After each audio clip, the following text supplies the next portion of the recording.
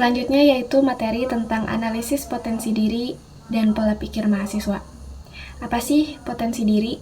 Jadi potensi diri adalah kemampuan seorang individu, baik yang sudah terwujud ataupun belum terwujud, tetapi belum terlihat atau belum digunakan secara maksimal oleh orang tersebut. Cara mengenali kekurangan dan kelebihan potensi diri pribadi dapat menjadi pemicu untuk berkembang dan berubahnya suatu kepribadian.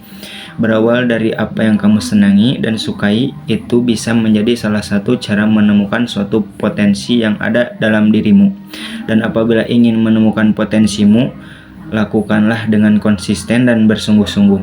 Karena tidak ada yang bisa memahami dirimu kecuali dirimu sendiri. Di sini saya akan menjelaskan mengenai kepemimpinan. Kepemimpinan adalah suatu kemampuan untuk mengarahkan, mempengaruhi, dan memotivasi orang lain dalam mencapai tujuan tertentu.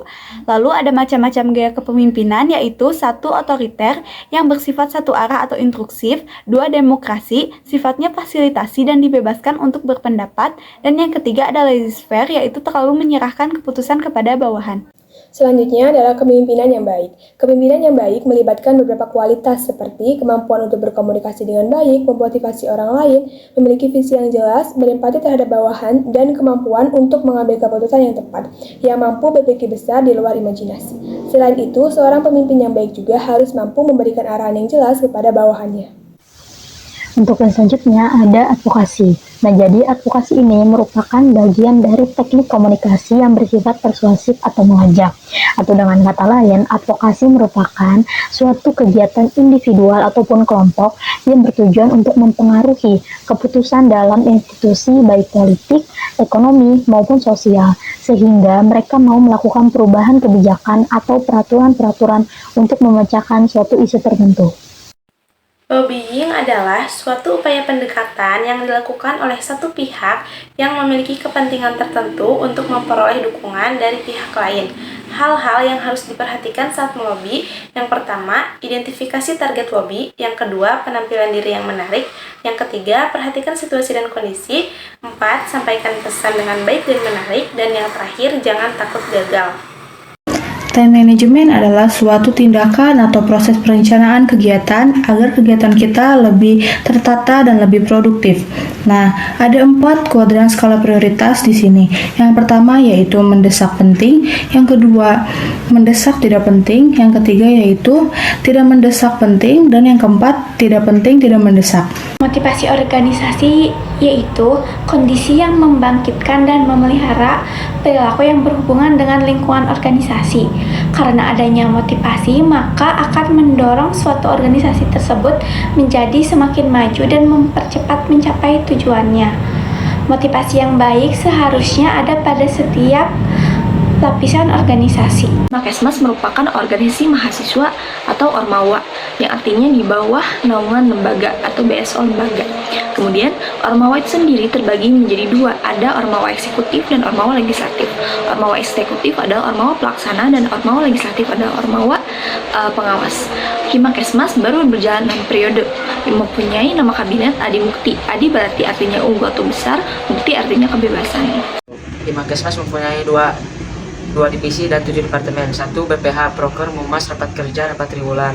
2. Kesekretariatan, Proker, Bagan Struktur, ID Card, Database Pengurus. 3. Danus, Proker, PDA Pengurus, ID Card Pengurus, Batik, PDL Kesmas. 4. Dep Kerohanian, Proker, Sains Islamic and Quantum, Kesmas In Ramadan. 5. Dep Kaderisasi, Proker, Ompus Jurusan, dan OLT. 6. Departemen Kependidikan dan Keilmuan, Proker, Kitol, SLOPH, dan PAIK. 7. Departemen Pengmas, Proker, Desa Binaan. 8. Departemen Pokja dan ISM KMI, Proker, BTOPH dan Rakerda ISM KMI, Jawa Barat. 9. Dep Infonom, Proker, Q&A dan podcast dan pengelolaan sosial media, Mading, Seri Himpunan.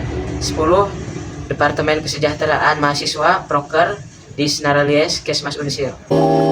Halo, saya Muhammad Fatur Rahman dari kelompok 5 dengan MPM 234101155. Motivasi adalah dorongan yang timbul pada diri seseorang secara sadar atau tidak sadar untuk melakukan suatu tindakan dengan tujuan tertentu. Oke, Arti kerjasama dalam organisasi adalah kolaborasi antara individu atau tim untuk mencapai tujuan bersama. Ini melibatkan berbagai pengetahuan, sumber daya, dan keterampilan untuk mencapai hasil yang lebih baik daripada yang didapat secara individual. Kerjasama memungkinkan pembagian tugas yang efisien, penyelesaian masalah yang lebih baik, meningkatkan inovasi, memperkuat hubungan tim, dan menciptakan lingkungan kerja yang harmonis. Ada yang bisa dilakukan untuk menerapkan manajemen waktu. Yang pertama, fokus pada satu pekerjaan, karena jika memikirkan banyak kegiatan yang dilakukan, kemudian berusaha untuk melakukan semuanya, terkadang hasilnya itu justru tidak maksimal. Kemudian yang kedua, mengerjakan hal yang paling penting dahulu. Ini berkaitan dengan skala prioritas, di mana mengerjakan sesuatu yang utama terlebih dahulu.